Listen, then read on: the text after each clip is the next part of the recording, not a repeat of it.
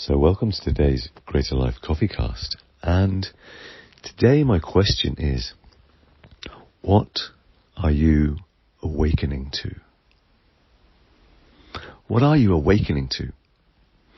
And I ask that because on a very base level, this morning it really struck me that I awoke to the sound of building to the left, building to the right, and big machines causing the ground to vibrate in their work. And I thought, wow, what a in some ways like disconnected thing to wake to. But also when we realize, well, that's a really valuable question overall. What are you awakening to? And particularly today, as we explore the pillar of health, what is very rarely mentioned is the notion of spiritual health. And for many years I was working in really kind of frontline youth work, helping those young people who were disenfranchised and lacking an opportunity to move forward in their lives. And one of the things I really noticed was the strong possibility that for many of them, some of the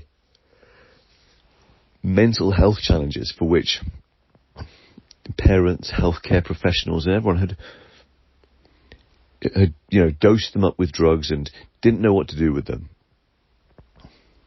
that for many of them, these were likely the signs that some kind of spiritual awakening experience was occurring.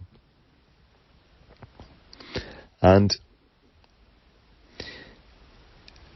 my heart used to just really go out to them, because in a world where more and more the spirit seems to have been disconnected from everything, the sacredness seems to have been taken out, and all connection to something greater than ourselves, something unseen, has been minimized. It left me thinking, well, no wonder these young people are floundering a bit, because they've got no context in which to understand what's going on for them. And yet, of course, back in the day, is that accurate? I don't know. I can't say that with accuracy, but what I do know is I think that there are other cultures that have in the past understood how to navigate these natural cycles of waking up, so to speak.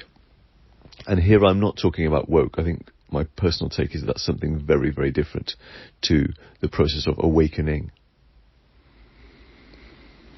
And awakening can be something that occurs in a flood, as was the case for myself. One night I went to bed as a kind of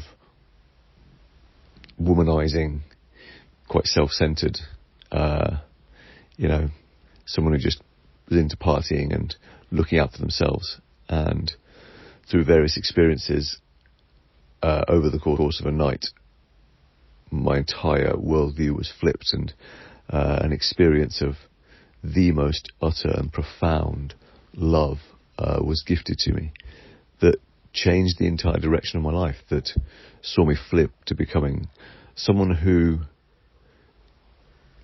knows it is their purpose on this planet to be a source of love. And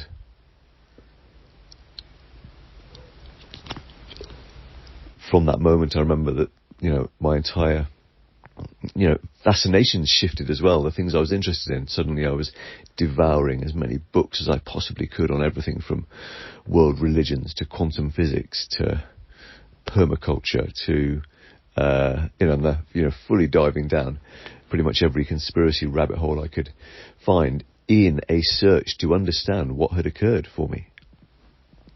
What was this thing that was unfolding through me? But it doesn't have to happen in a flood, as was my case. It can happen almost maybe like grain of sand by grain of sand, building and building and building. And so that is my question to you today, is like, what are you awakening to? And for some, it was when good old COVID came along, it was the realization that those who we've vested our trust in cannot be trusted. And for others, perhaps, it was the growing, seeming division in the world that called them to find a third way, perhaps, a way that wasn't left or right or black or white, a way that was something that went beyond all those labels. Is it Rumi's great quote? Somewhere there is a field beyond right and wrong. I will meet you there. And forgive me if that's not the right poet or quite the right quote, but you get the idea that I think that there are many, many folk who are going, there's something not quite right here, and are just beginning to ask those questions. And I really feel that when it comes to the process of awakening to a greater spiritual reality, that is profoundly powerful to all types of one's health, and to the entire rest of one's life across the four pillars. That beginning to ask the right questions is almost like the gateway, is the catalyst. And that certainly was the case in my experience. So, on a gross level, what are you awakening to? Are you awakening to noise and chaos and hecticness and confusion? Perhaps because of your physical location, your physical space, or perhaps because of what's going on in your life. And I mean that literally, as in what are you waking up to? But of course, that if those are the conditions that you are waking up in, then your capacity to awaken in the more quote-unquote spiritual sense is going to be inhibited. Are you perhaps awakening to the reality that those emotions that you have tried to pretend weren't there, that needed to be tended to, that now comes the time in your life when these things can no longer be ignored, and you're perhaps awakening to the possibility that you don't exactly know how to go about this, but you maybe do need some kind of support to do that. Amazing. Well done.